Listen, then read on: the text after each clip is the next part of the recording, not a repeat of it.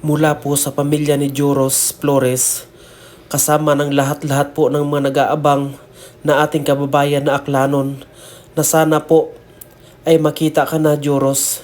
Hindi po kami nawawala ng pag-asa. Ikaw ay muling makasama. Marami pong nag-aabang sa muling pagbalik mo, Joros. Lord, ikaw na po ang bahalang magbalik sa amin ng bata pong nawawala. Marami na pong nagsakripisyo at tulong-tulong para lang sa isang hangarin na pagkita po ang batang nalunod. Ang lahat-lahat po ng Aklanon at galing pa po sa ibang lugar na umaasa na muli ka naming masilayan, Joros. Ang lahat po ng ating mga kababayan ay hindi po nawawala ng pag-asa. Tuloy-tuloy pa rin po ang ating mga rescuer at mga voluntaryo upang ikaw ay muling makita.